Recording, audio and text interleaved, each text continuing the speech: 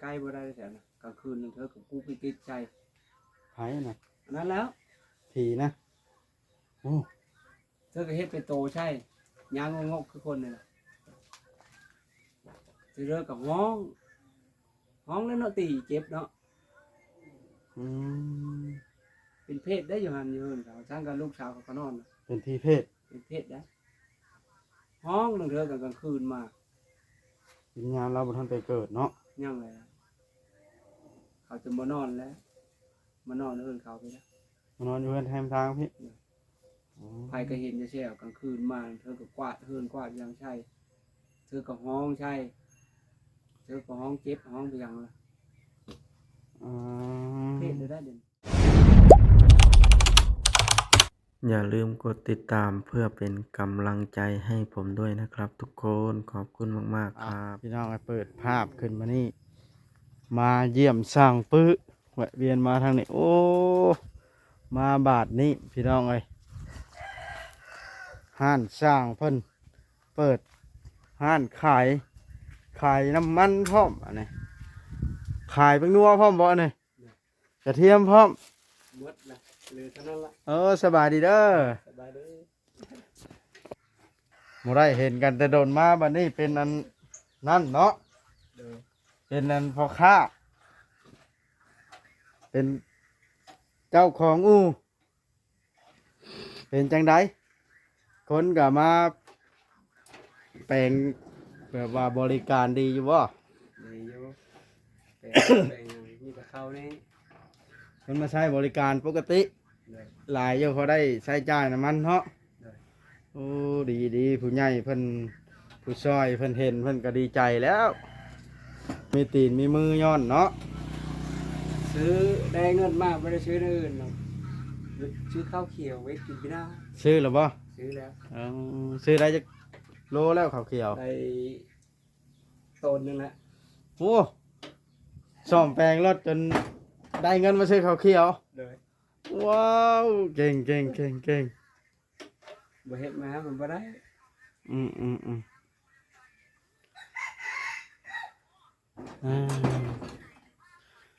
ดีหลายบ่ได้นั่นเนาะนั่งไปสินั่นนะมืดเลยนะไฟฟ้ากระดับอย่ามันมืดก็ได้อีกดอกนั่นเลยจำนี่แหละเป็นอะไรอันข่าวได้หูเรื่องน้ำข่าวอยู่บ่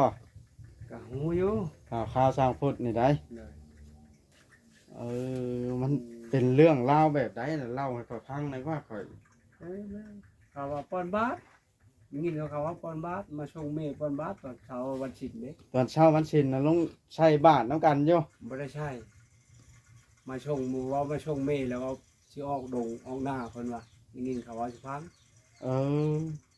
แล้วก็เขาบ่เห็นเมียแล้วบ้านน่ะบ่เห็นเมียแล้วว่าปอนบาสว่าสิมาส่งเมียบ่เห็นเมียบ่เห็นเมียเขาว่าบ่เห็นเมียปอนบาสแล้วเขาไผก็เชยอยู่แล้วบ่ได้ใจเนาะแล้วตื่นมาเพราะ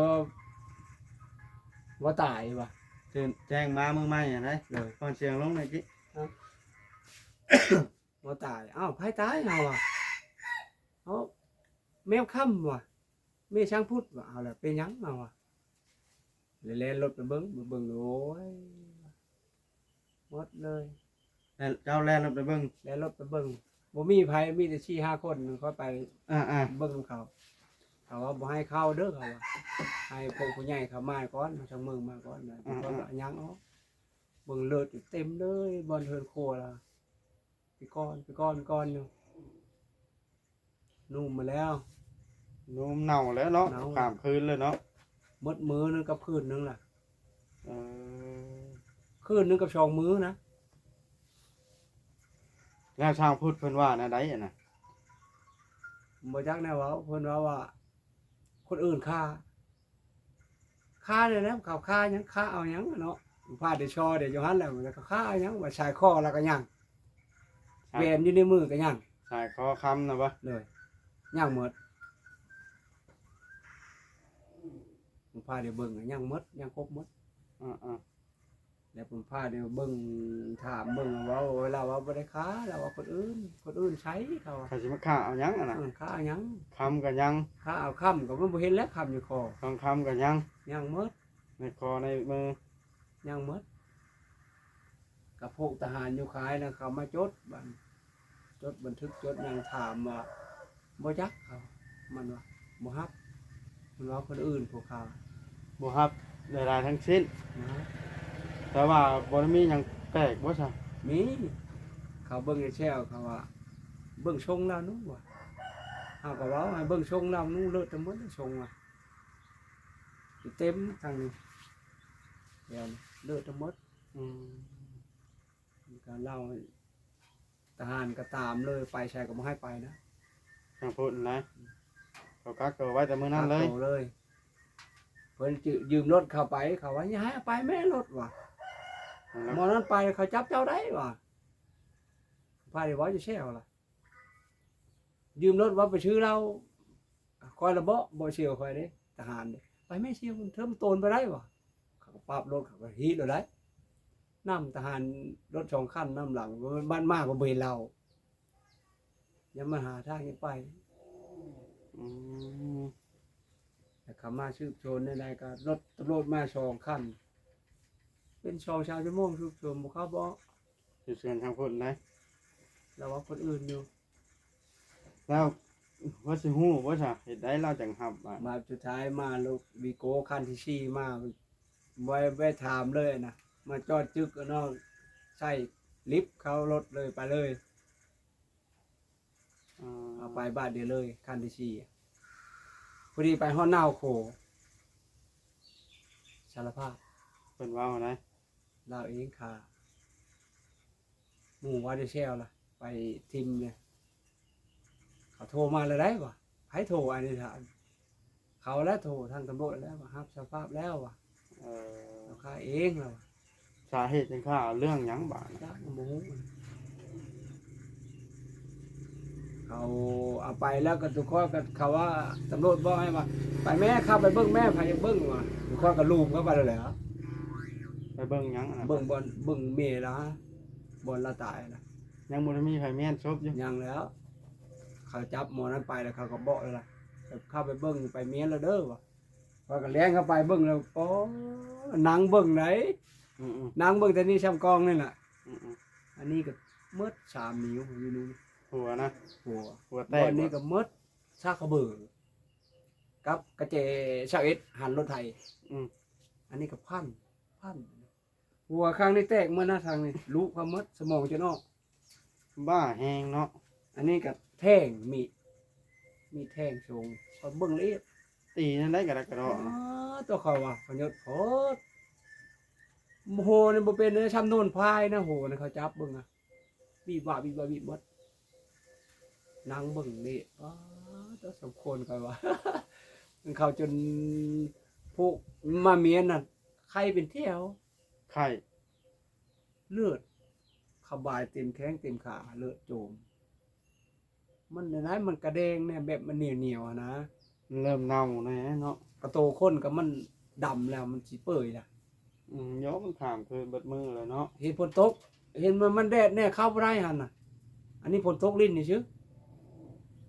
มันอากาศเย็นชื่อ เฮ็ดแตลีมาถามหาเมีย เหนื่อยถามโทรหมด เพิ่นเฮ็ดแตลีบ่ ไปถามมาทงหน้าผมเขาเถียงไอ้น้องเขาผมถามทางบ้านถามผู้เฮิรนจอนะติดถามโทรหมดสุดท้ายมาแล้วก็ไปแล้วห้ามสารภาพหมดแน่ไปว่า ช่างเป็นแนวนั้นก็เนาะ ที่ให้ในเหตุว่าต้องยอมมาเบิ่งข้าวมีแต่เบิ่งบ้านอื่นประเทศอื่นมาตกบ้านเจ้าของ มีอันนี้แนวนั้นก็ได้ ยอมใจเขา เฮ็ดได้ลงคอขนาดเนาะ ผ้าเดียวไปพังเลย2 โมง 3 โมงยังได้ไป เจ้าก็ไปนะ ไปเลย เอ่อ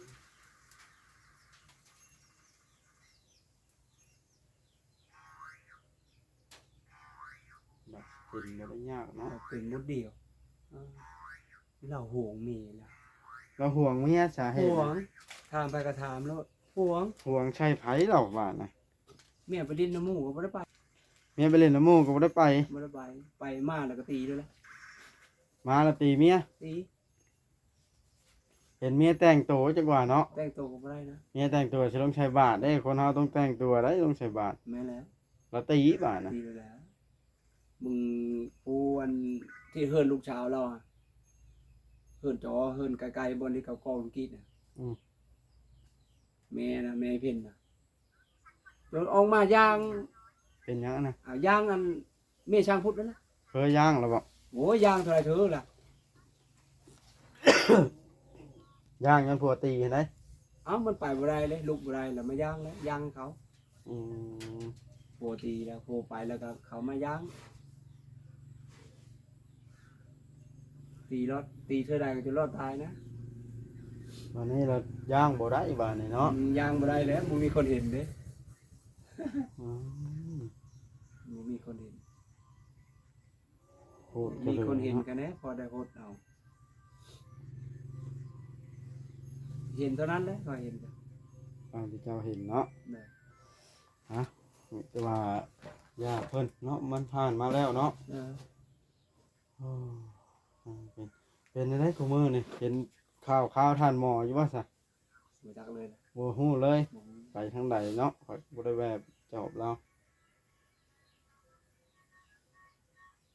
น้องหมายได้ลูกบ่ นี่คือเพื่อนผัว เพื่อนผัวเราเอาผัวในบ้านนี่บ่ได้นะ เพื่อนผัวแล้วนะ อืม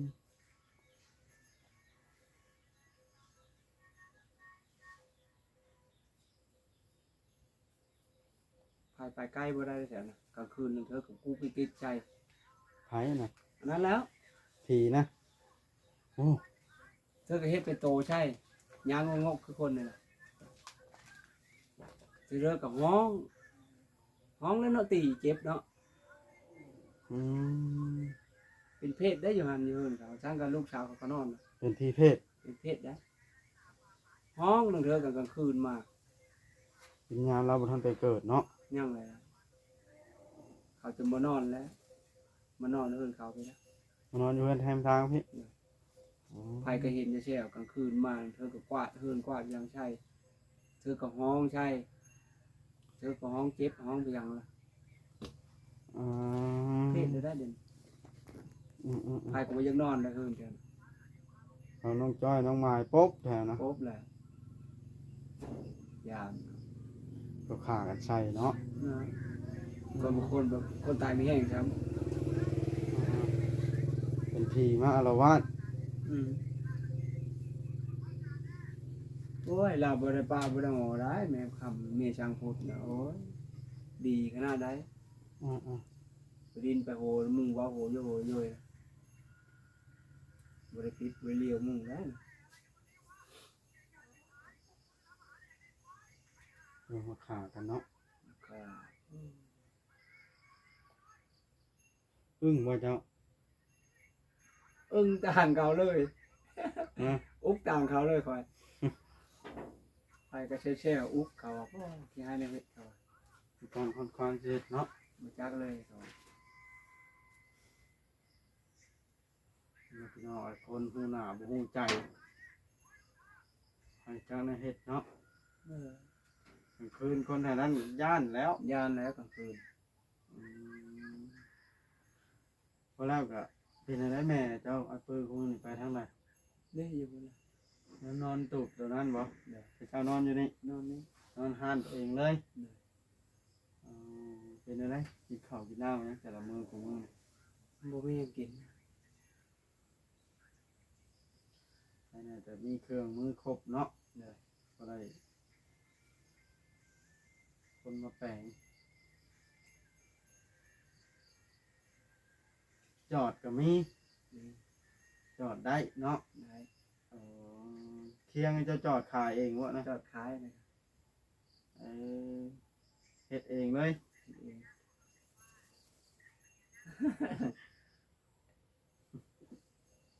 เก่ง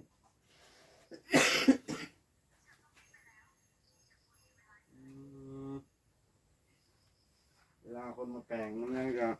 คิดขามือแน่เนาะแปลว่าเปลี่ยนลีนเลยจะเอาน้ำตู้หนึ่งเท่าไรนี่เปลี่ยนให้ เช้า ฮะ เช้า แสนเช้าอืมแปลว่าเข่งโซ่ตัดโซ่เด้ ตัดโช5,000เข่งก็5เจ้าต้องเอา10แหมห้านใดคือเอา10เบิดหรือเอาลูกค้าบ่เพื่อให้ ครับผม เอาลูกค้าเนาะเอาลูกค้าก่อนเอายังเฮ็ดใหม่ได้เนาะอันที่ซื้อเครื่องคองมาห้อยขายพร้อมลงทุนพร้อมบัดบ่มีทุนบ่อืม ซื้อมาชุกก้อนน้ำเต็มหอย เมื่อแล้วผมมีเงินซื้อบ้านนี้เงินมาไปซื้อข้าวเว้นกินปีหน้าเลย เอาแค่นั้นแต่เครื่องมีเนาะเครื่องมันยังเอาก็อาศัยกุญแจแล้วเนาะหันสวรรค์ผ้าเด้ บ่มี สวรรค์หันน็อตได้เอ ตอน อ นั้นนะผม มันได้ตัวนั้นง่ายแล้วเนาะ ได้แต่นั้นง่ายแล้ว หรือว่ามันบล็อกอันนี้มันบล็อกอันใช้สวรรค์เลยนี่เนาะไอ้แจหันมันจะยากแน่อืม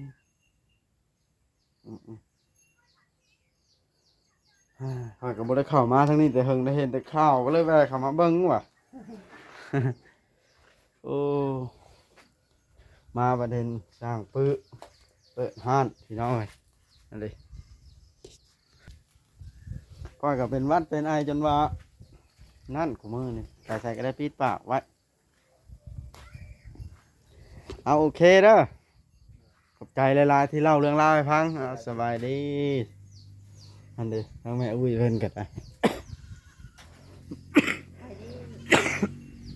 แถวนอนตูบตัวนี้บ่ตัวเนาะ ตูบนั้นบ่มีใครนอนกูมือนี่บ่าวจ้อยบ่ได้มาบ่ ว่าได้เห็นเลย ต้อง จะมาต้องกระตุกตูบแล้ว จริงหน่อยอะ ฮะ เราอะไปหมอ โอ้ลูกได้ค่อยนะบ่มันกับใครแน่แล้ววานนี้ก็พาไปกวดอยู่ห้องหมอลาเวียดนี้ฮะ ว่าเป็นไอ้นั่นว่าลิ้นนะ แม่นเป็นไอแต่ขอยจะเป็นอย่าง